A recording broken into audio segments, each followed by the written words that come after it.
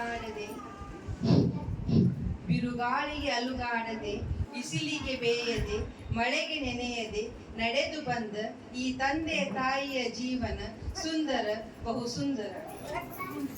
ಕಷ್ಟ ಸುಖ ಎಲ್ಲರ ಜೀವನದಲ್ಲಿ ಹಗಲು ಇರುಳಿನ ಆಟ ಇದ್ದಂತೆ. ಕಷ್ಟ ಸುಖ ಎಲ್ಲರ ಜೀವನದಲ್ಲಿ ಹಗಲು ಇರುಳಿನ ಆಟ ಇದ್ದಂತೆ. ಅದಕ್ಕೆಲ್ಲ ಅಂಜದೆ ಅಳುಗದೆ ಗೆದ್ದು ಬಂದ ಈ ತಂದೆ ತಾಯಿಯ ಜೀವನ ಸುಂದರ ಬಹು ಸುಂದರ. ಕಣ್ಣಿಗೆ ಕಾಣುವ ಮಕ್ಕಳು ಇಷ್ಟು, ಕಣ್ಣಿಗೆ ಕಾಣುವ ಮಕ್ಕಳು ಇಷ್ಟು, ಆದರೆ ಅದೆಷ್ಟೋ ಮಕ್ಕಳಿಗೆ ವಿದ್ಯೆ ಕಲಿಸಿದ ತಂದೆ ಗುರು ಅನ್ನದಾತ ಇವರು, ಅನ್ನದಾತ ಇವರು. ಇರಬೇಕು ಇಂಥವರು ಭೂಮಿಯ ಮೇಲೆ, ಇರಬೇಕು ಇಂಥವರು ಭೂಮಿಯ ಮೇಲೆ.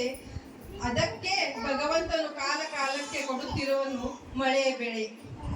ಮನೆ ಅನ್ನಲಿಲ್ಲ ಮಕ್ಕಳೆನ್ನಲಿಲ್ಲ, ಮನೆ ಅನ್ನಲಿಲ್ಲ ಮಕ್ಕಳೆನ್ನಲಿಲ್ಲ. ನಿರಂತರ ಕಾಯಕ ಹಾಗೂ ಬಸವಣ್ಣನ ಸೇವೆಯಲ್ಲಿ ತಮ್ಮನ್ನು ತಾವು ತೊಡಗಿಸಿದ ಈ ತಂದೆ ತಾಯಿಯ ಜೀವನ ಸುಂದರ ಬಹು ಸುಂದರ. ಅವರ ನಡೆ ನುಡಿಗೆ ಚ್ಯುತಿ ಬರದಂತೆ, ಅವರ ನಡೆ ನುಡಿಗೆ ಚ್ಯುತಿ ಬರದಂತೆ ನಡೆದುಕೊಂಡರೆಲ್ಲ ಬಂಧು ಬಳಗದವರು, ನಡೆದುಕೊಂಡರೆಲ್ಲ ಬಂಧು ಬಳಗದವರು, ಮಕ್ಕಳು ಮೊಮ್ಮಕ್ಕಳು.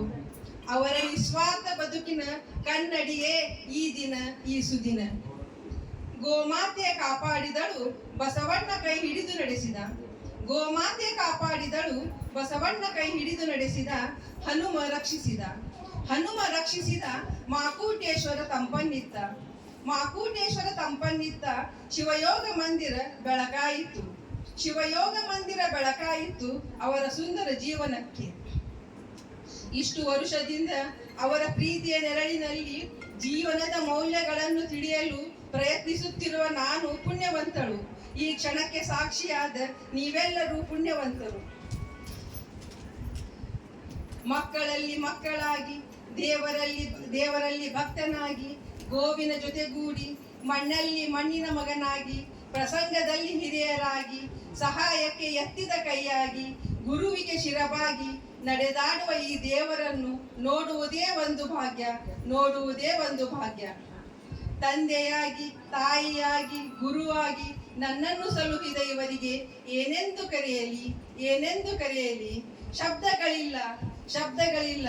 ಅವರ ಪಾದಾರ ಬಿಂದಗಳಿಗೆ ನನ್ನ ಶಿರಬಾಗಿ ಶತಕೋಟಿ ಪ್ರಣಾಮಗಳು, ಶತಕೋಟಿ ಪ್ರಣಾಮಗಳು.